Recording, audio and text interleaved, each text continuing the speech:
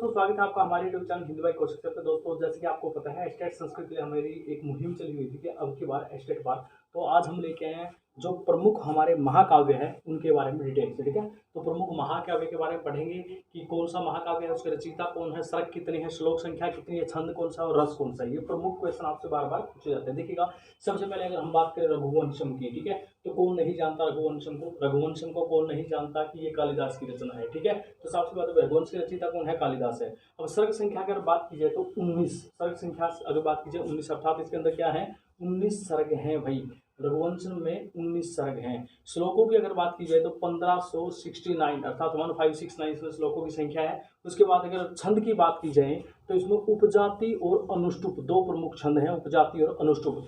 रस की अगर बात करें तो आपको पता ही है, जैसे कि नाम से पता चल रघुवंशम, तो श्रृंगार रस इसके अंदर मौजूद है, ठीक है। तो इसका रस कौन सा होगा, श्रृंगार रस होगा। तो बात करते हैं कुमार संभव की। दोस्तों, हम कर रहे हैं स्मार्ट वर्क। स्मार्ट वर्क मतलब कि केवल और केवल एग्जाम ओरिएंटेड पढ़ना, ठीक है। तो हमारे पास अब क्या है, कुमार संभव। कुमार संभव में क्या है भाई, रचयिता कालिदास ही है कुमार संभव के भी। और आपको पता है सर्ग संख्या अगर बात की जाए तो कुमार संभव में कितने हैं, 17 सर्ग पाए जाते हैं, ठीक है। उसके बाद अगर बात की जाए श्लोक संख्या तो 1096 श्लोक कितने हैं भाई इसके अंदर, 1096 श्लोक हैं। उसके बाद अगर बात की जाए छंद, छंद कौन सा है इसमें, अनुष्टुप छंद है। छंद कौन सा है, अनुष्टुप छंद, ठीक है। और रस की बात की जाए तो इसका भी जो रस है वो श्रृंगार रस ही है, क्लियर है। अब बात करते हैं नेक्स्ट की, और नेक्स्ट पे हमारे पास कौन सा आया है नंबर 3 पे, बुद्ध चरितम। इसके बारे में कई बार पूछा दोस्तों, तो थोड़ा ध्यान से पढ़ना। बुद्ध चरितम के जो रचनाकार है वो अश्वघोष हैं। कौन है, अश्वघोष। और सर्ग की बात की जाए तो इसमें 28 अर्थात 28 सर्ग हैं। और अगर बात की जाए श्लोक संख्या तो इसके अंदर नहीं दी गई। और अनुष्टुप छंद इसके अंदर विद्यमान है। कौन सा छंद अगर बात की जाए, अधिकतर अनुष्टुप छंद का प्रयोग किया गया है। और शांत रस, क्योंकि आपको पता ही है बुद्ध से आप याद कर लोगे, महात्मा बुद्ध शांति के प्रतीक थे, तो शांत रस इसके अंदर पाया जाता है। उसके बाद अगर बात करें सौंदर्य नंदम, सौंदर्य नंद, ठीक है। सौंदर्य नंद जो रचना है वो किसकी है, अश्वघोष की ही है।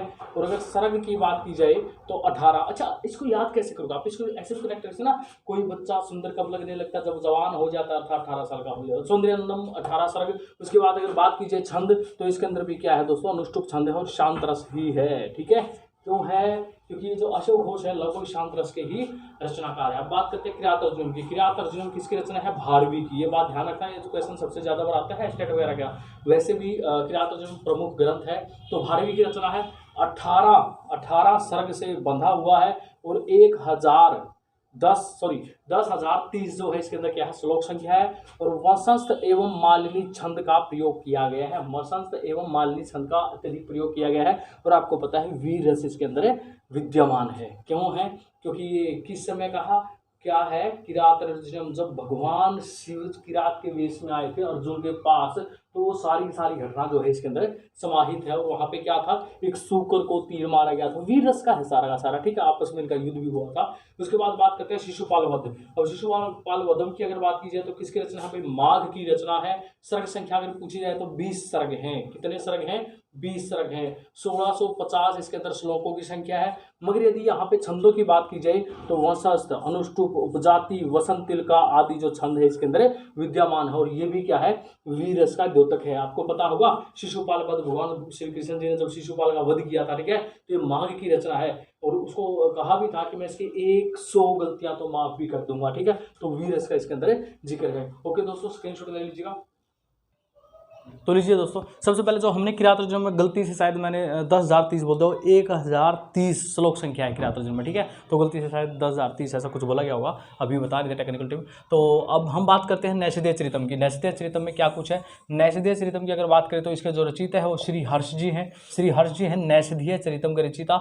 सर्ग संख्या अगर पूछी जाए तो इसके अंदर 22 अर्थात 22 सर्ग हैं। और 2830 इसके अंदर श्लोकों की संख्या है। और अगर छंद की बात की जाए तो दोस्तों उपजाति छंद मौजूद है और श्रृंगार रस का ही इसके अंदर वर्णन है। अब बात करते हैं रावण वध, ठीक है। अब रावण वध की बात कीजिए तो भट्टी जी का जो रचयिता इसके भट्टी जी हैं। और 22 सर्ग हैं इसके अंदर भी। और 1624 इसके अंदर श्लोक संख्या है। इसके अंदर अगर छंदों की बात की जाए तो अनुष्टुप भी है, उपजाति भी है, आर्या भी है और पुष्पाग्रा भी है, ठीक है। उसके बाद अगर रस की बात की जाए तो वीर रस है दोस्तों इसके अंदर। और जानकी हरण उसके बाद बड़ा ही इंपॉर्टेंट है, जानकी हरणम। रावण वध इतना इंपॉर्टेंट नहीं है। जानकी हरणम कुमारदास जी का है, 25 सर्ग हैं। और अगर हम बात करें छंद की तो अनुष्टुप छंद और श्रृंगार रस का इसके अंदर भी वर्णन है। उसके बाद या फिर श्रृंगार रस में वर्णन किया गया है। अब उसके बाद बात करें अगर हरविजय की, ठीक है, तो हरविजय रचयिता कौन है?